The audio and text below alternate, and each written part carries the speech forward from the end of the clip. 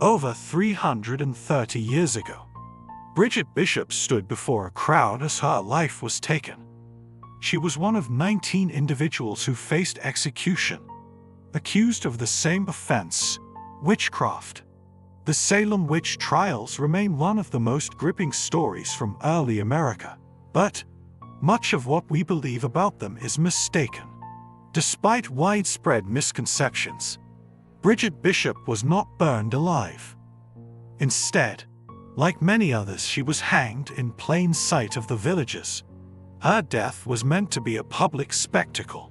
So, what truly happened in Salem?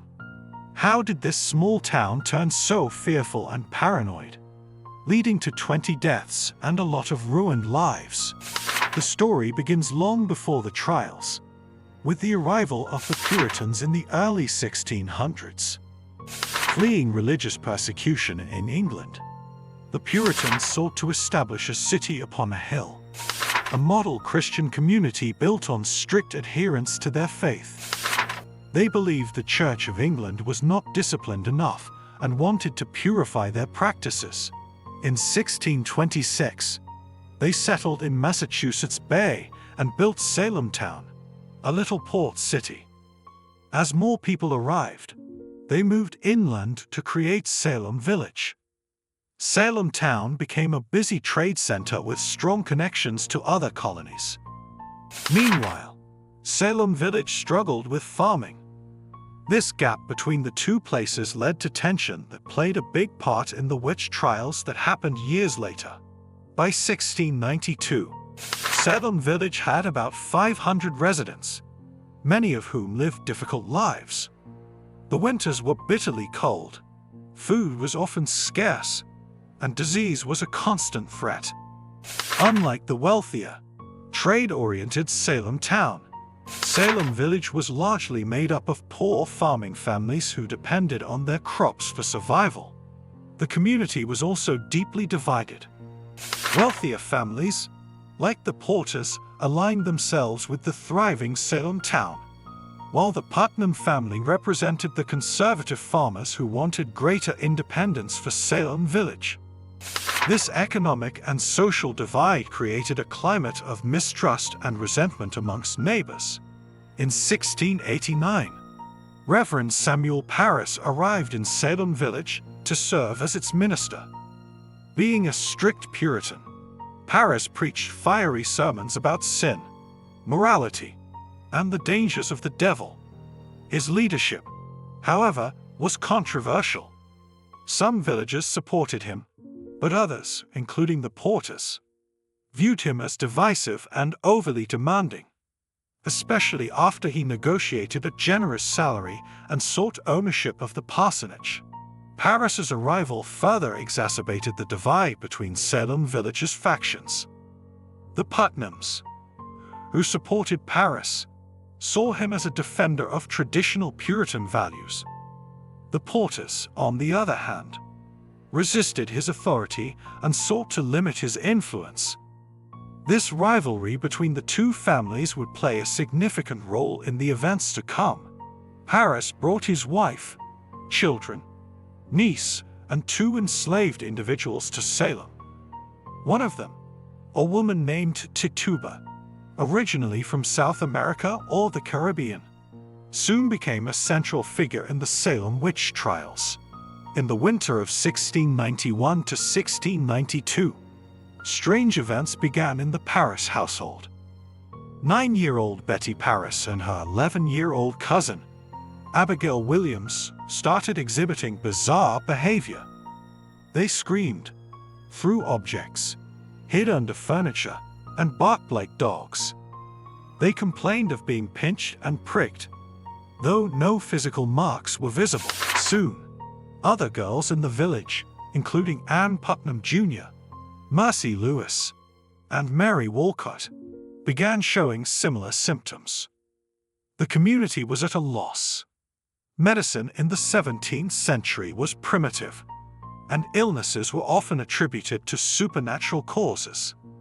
Dr. William Griggs, a local physician, declared that the girls were under the influence of witchcraft. To the Puritans, This diagnosis was both terrifying and plausible. They believed the devil was constantly at work, seeking to harm them through human agents. Witches. Fear quickly spread through Salem Village. Historians suggest the girls' troubles may have begun with a forbidden game. While Reverend Paris and his wife were away, Betty and Abigail spent time with Tituba, who taught them a game called the Venus Glass. Using an egg white dropped into a glass of water, the girls attempted to predict their futures. This activity, though seemingly innocent, went against Puritan teachings, which condemned all forms of fortune-telling as sinful and linked to the devil. The girls later claimed to have seen a coffin in the glass, a vision that left them deeply frightened. Shortly afterward, their strange behavior began. Under intense pressure to name their tormentors, Betty, Abigail, and the other afflicted girls accused 3 women, Tituba, Sarah Good, and Sarah Osborne, and all 3 were outsiders in some way. Tituba, as an enslaved woman from a foreign land, was viewed with suspicion. Sarah Good, a poor beggar with a sharp tongue, was already disliked by many in the community. Sarah Osborne, an elderly woman who had stopped attending church, was involved in a legal dispute with the Putnam family. These factors made them easy targets. On March 1, 1692, magistrates John Hathorne and Jonathan Colwyn questioned the 3 women in a public hearing. Sarah Good and Sarah Osborne protested their innocence, but Tituba, most likely fearing for her life, confessed. Her confession was vivid and shocking. She claimed that the devil had come to her and forced her to sign his book. She also said there were other witches in Salem working with her, though she did not name them. Tituba's confession added fuel to the fire.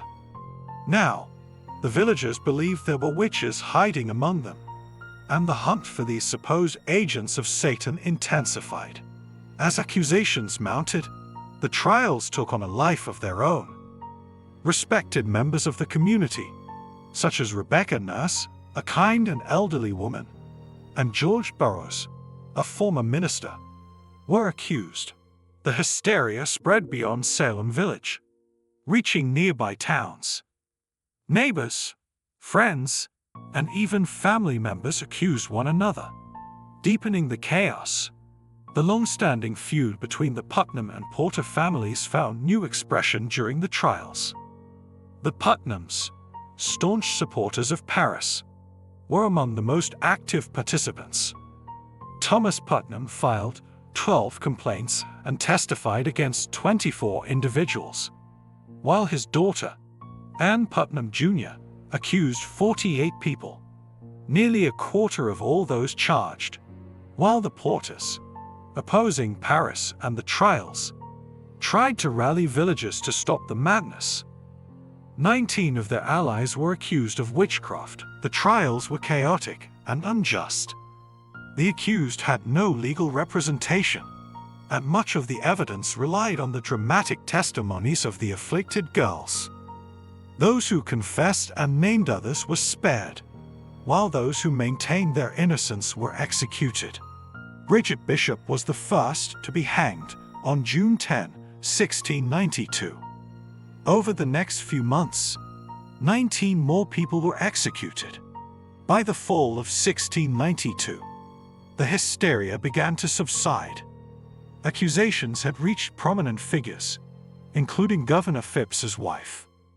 Recognizing the danger, Phipps disbanded the court of Oyer and Tammany and replaced it with a new court that no longer accepted spectral evidence. In January 1693, the remaining prisoners were released, and the trials came to an end. In total, 200 people had been accused, 20 executed, and several others died in jail. In the years that followed, many expressed regret. In 1697, the Massachusetts General Court declared a day of fasting and prayer to atone for the tragedy. Judge Samuel Sewall publicly apologized, and Ann Putnam Jr. expressed remorse for her role. Efforts were made to restore the reputations of the accused. In 1711, the government compensated some victims' families, although the harm could never truly be undone. In 2001, Massachusetts exonerated the last 11 individuals convicted during the trials. The Salem Witch Trials are remembered as a stark reminder of the dangers of fear and prejudice. They also led to legal reforms, emphasizing the importance of evidence and the presumption of innocence.